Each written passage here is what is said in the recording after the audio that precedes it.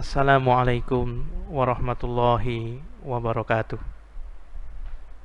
Alhamdulillahilladzi hadana li hadza wa ma kunna linahtadiya laula an hadanallah. Asyhadu an la ilaha illallah wahdahu la syarikalah wa asyhadu anna Muhammadan abduhu wa rasuluh. Allahumma shalli wa sallim wa barik ala Muhammadin wa ala alihi wa ashabihi ajmain, amma ba'dah.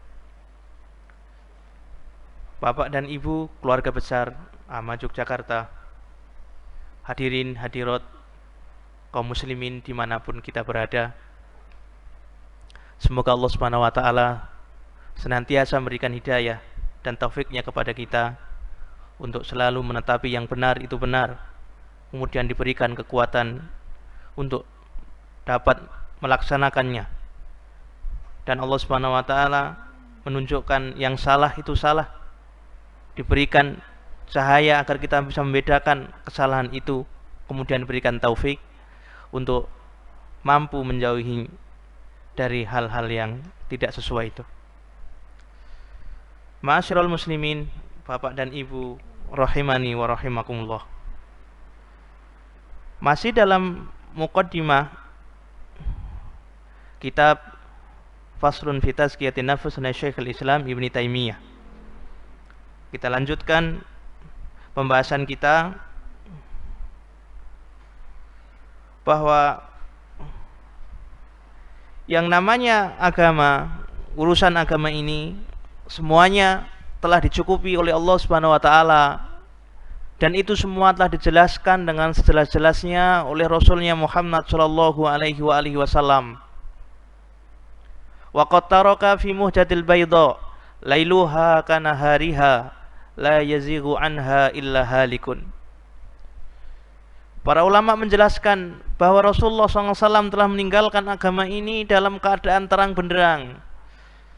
Malamnya sama seperti siangnya, karena begitu jelas dan begitu gamblang ajaran agama ini.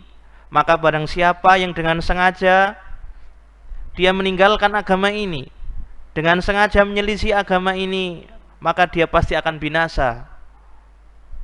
Sebagaimana perkataan Abdullah bin Mas'ud radhiyallahu ta'ala anhu juga, beliau berkata, ittabi'u wa la tabtadi'u faqad kufitum alaikum bi amril atiq. Hadis diriwayatkan oleh Ad-Darimi dan lain-lain. Ibnu Mas'ud mengatakan, hendaknya kalian berbuat ittiba, hendaknya kalian mengikuti para salaful ummah dan jangan berbuat bid'ah, karena sesungguhnya agama ini telah dicukupi bagi kalian dan wajib kalian untuk berpegang teguh dengan urusan yang pertama, artinya cara, metode beragamanya para salafus soleh dari Rasulullah SAW, para sahabatnya, para tabi'in, tabi'ut tabi'in, dan orang-orang soleh setelah mereka yang mengikuti dengan baik. Bapak dan Ibu kaum muslimin dimanapun kita berada rahimakumullah, pada kesempatan yang lalu telah kita jelaskan parameter bagaimana para salaful ummah ini menilai sebuah perbuatan atau sebuah perkataan atau sikap dari orang-orang yang suka menyelisihi sunnah Nabi Shallallahu Alaihi Wasallam. Dalam konteks tersebut dicontohkan adalah perkataan Abdullah bin Mas'ud radhiyallahu ta'ala anhu li ahlil hilaki inkaron alaihim. Sebagaimana perkataan Abdullah bin Mas'ud radhiyallahu ta'ala anhu kepada ahlil hilak sebagai bentuk pengingkaran kepada mereka. Ahlil hilak telah kita jelaskan pada pekan yang lalu adalah sekelompok orang yang membuat sebuah tatanan baru, aturan baru dalam berzikir setelah sholat. Ketika mereka membaca tasbih misalnya subhanallah 33 kali, sambil mereka membaca subhanallah mereka menghitungnya dengan batu-batu, subhanallah, subhanallah, subhanallah, subhanallah. Kemudian lagi mereka mengucapkan alhamdulillah, alhamdulillah, alhamdulillah, alhamdulillah, dihitung dengan batu. Dan demikian juga dengan takbir, Allahu Akbar, Allahu Akbar, Allahu Akbar. Dihitung dengan batu sampai 33 kali, kemudian genap 100 kali la ilaha illallah wahdahu la syarikalah lahul mulku wa lahul hamdu yuhyi wa yumitu wa huwa ala kulli syai'in qadir. Melihat fenomena yang demikian, maka Abdullah bin Mas'ud radhiyallahu taala anhu berkata kepada kelompok itu. Sudah di latar belakangnya sebelumnya sebenarnya Musa al-Asy'ari melaporkan hal ini kepada Abdullah bin Mas'ud.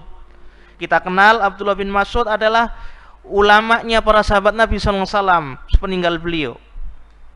Kemudian mendengar laporan itu, Abdullah bin Mas'ud mendatangi kelompok yang melakukan zikir yang demikian, yang tidak pernah dilakukan oleh Rasulullah SAW dan para sahabat yang lain, sambil berkata kepada mereka, laqad fadaltum ashaba Muhammadin ilman, sungguh benar-benar kalian telah melampaui sahabat Muhammad SAW dalam ilmu pengetahuan. Artinya ini sebuah sindiran bahwa kita jangan sampai sok pinter, kita sok pandai, sok jago karena kita profesor dan sebagainya, kemudian kita mengatakan kita lebih pandai, ini lebih baik daripada apa yang dilakukan oleh sahabat Nabi SAW dan para salaful ummah ini. Karena agama ini sudah dicukupkan oleh Rasulullah SAW dan disempurnakan oleh Allah Subhanahu Wa Taala sejak agama ini diturunkan. Sebagai penutup surat Al-Maidah ayat 3, Allah Subhanahu wa taala berfirman, al-yauma akmaltu lakum dinakum wa atmamtu 'alaikum ni'mati wa raditu lakumul Islam madina.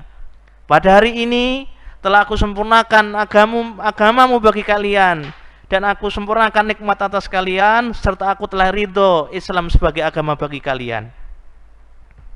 Ini sebagai pijakan bahwasanya ketetapan syariat ini merupakan sesuatu yang tauqifi. Sebagai bukti yang berikutnya bahwa syariat ini sesuatu yang sudah pasti, sudah paket dari Allah Subhanahu wa taala dan Rasulnya, serta diajarkan oleh para salaful ummah ini. Maka kewajiban kita adalah berittiba kepada mereka, karena sebaik-baik agama adalah agama para salafus soleh.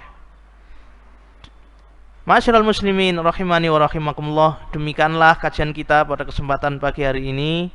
Mudah-mudahan Allah Subhanahu wa taala memberikan kemudahan kita untuk selalu berbuat yang baik dan yang terbaik menurut para salaful ummah dan diberikan istiqomah dalam menetapi kebenaran itu. Wa akhiru da'wana alhamdulillahirabbil alamin. Assalamualaikum warahmatullahi wabarakatuh.